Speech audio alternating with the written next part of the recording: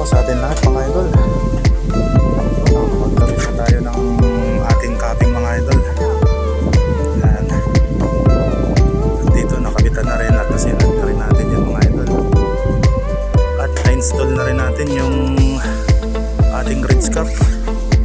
Yan yung ating ridge roll mga idol. Yan. At nalinis na rin namin ito.